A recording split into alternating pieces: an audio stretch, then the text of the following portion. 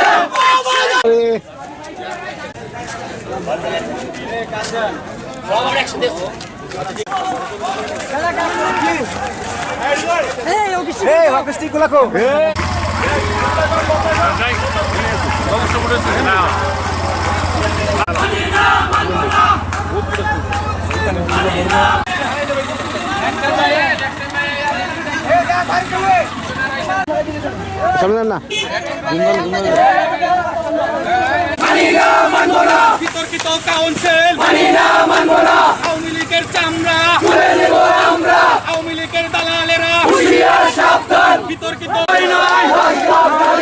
আরেক জিয়া বয় নাই আরেক জিয়া বয় নাই লাল সবুজের পতাকা আওয়ামী লীগের দালালেরা বিতর্কিত কাউন্সিল বিতর্কিত কাউন্সিল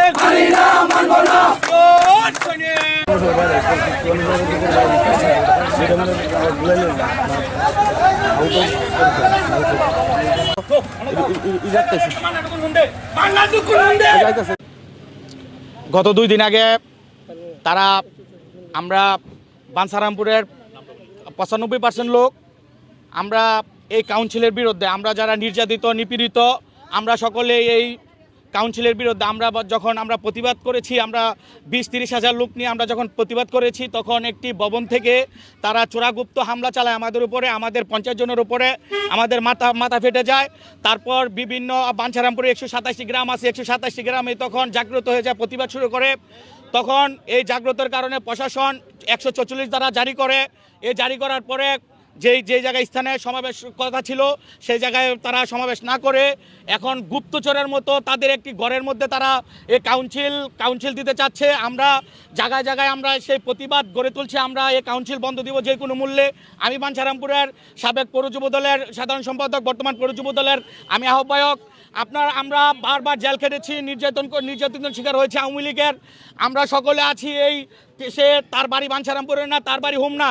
সে আজকেও হোমনা থেকে সে বিভিন্ন কিছু হায়ার করা লোকে নিয়ে অস্ত্রশস্ত্র নিয়ে সে আজকে কাউন্সিল করতে চাচ্ছে।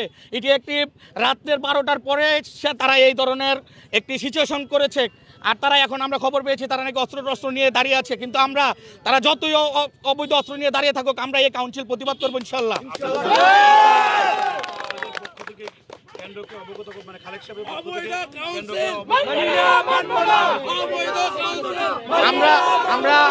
আমরা একাধিকবার রুহুল কবির রিজভির সাথে আমরা আমাদের নেতা সাথে আমরা আলোচনা করেছি, আমাদের এম এ খালেক পিএসসি সাহেব আলোচনা করেছে, আমাদের অ্যাডভোকেট রফি সিকদার আলোচনা করেছে, আমাদের যে আজকের যার নেতৃত্বে ডক্টর সাইদুজ্জামান কামাল ভাই, এই কামাল ভাই তারা সকলে কেন্দ্রীয় যারা আমাদের নির্বাহী কমিটি আছে তারা সকলে আলোচনা করেছে।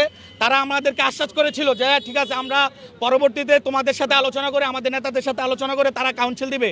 কিন্তু ব্রাহ্মণবাড়িয়ার যেই এই সিরাজ এরপর হইলো মান্নান সাহেব, তারা লুকোচুরি করে তারা আমাদেরকে কালকে রাত্রে আশ্বস্ত করেছিল যে যেহেতু 144 দ্বারা জারি হয়েছে আমরা পরবর্তীতে বাঞ্ছারামপুরের যারা নিপীড়িত নির্যাতিত তাদের সাথে আলোচনা করে আমরা কাউন্সিল দেব। কিন্তু ইতিমধ্যে আমরা শুনতে পেরেছি তারা আজকে ভোর সকাল 6টা বাজে তারা নাকি রওনা দিয়েছে, তারা নাকি 5 মিনিটের জন্য আইসা তারা ভোটাভুটি অলরেডি কাউন্সিল হয়ে গিয়েছে। তারা একটি বাক্সর মধ্যে তাদের যে কিছু লোক তারা বাক্স ভরে ফেলেছে, শুধু ঘোষণা দিবে স্বৈরাচার আওয়ামী লীগ যেই একটি নির্বাচন করেছিল সেই একই নির্বাচন একই কায়দায় তাদের লোক দিয়ে আজকে কাউন্সিল বাস্তবায়ন করতে চাচ্ছে। আমরা বাঞ্ছারামপুরের আপামর জনতা এই কাউন্সিল কখনো মেনে নিব না, মানব না। আমরা বাঞ্ছারামপুরের 187 গ্রামের আপামর জনতা নিয়ে আমরা লড়াই সংগ্রাম করবো ইনশাল্লাহ।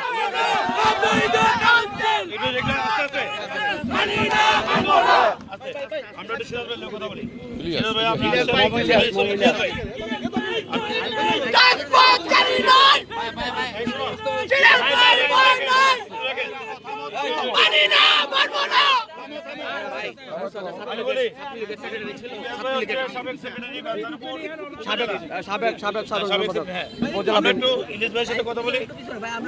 আমরা এর আগে আপনার সাথে কথা বলেছিলাম, আপনি আমাদেরকে জানিয়েছিলেন তারা একটি সম্মেলনের চেষ্টা করছে, এটা কোনোভাবে করতে দেবেন না আপনারা। আজকেও যেটা শুনলাম এটা সম্মেলনের চেষ্টা করছে, আমরা সেই খবর পেয়ে আমরা ওদিকে যাচ্ছিলাম। আপনাদের অবস্থান কি? আপনাদের কেন্দ্রের সাথে নিশ্চয়ই কথা বলেছেন, তারা আপনাদেরকে আশ্বস্ত করেছিল সেটা আমরা জানতে পেরেছি। যদি সর্বশেষ তারা আমাদেরকে কেন্দ্র থেকে আমাদেরকে কোনো আশ্বস্ত করে নাই।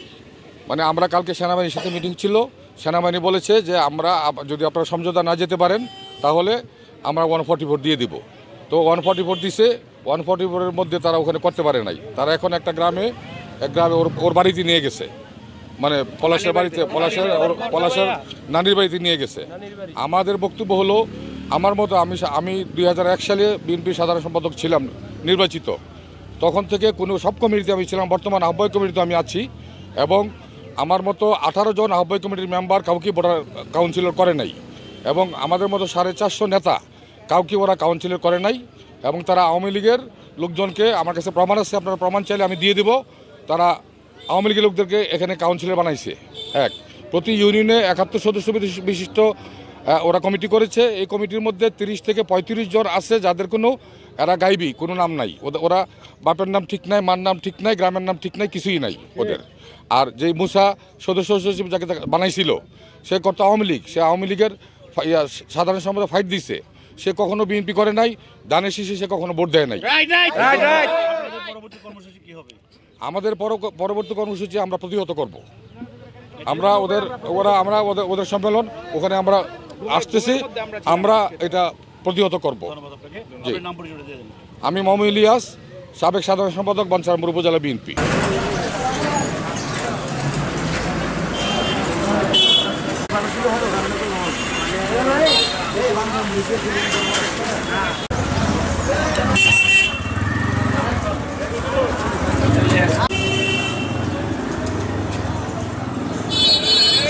পরিস্থিতি আলহামদুলিল্লাহ ভালো।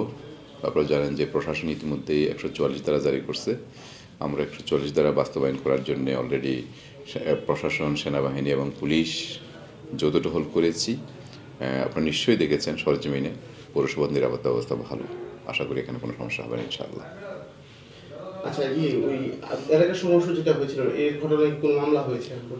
কোনো পক্ষ এখানে অভিযোগ দেয় নাই, অভিযোগ দিলে আমরা আইনগত ব্যবস্থা নেব।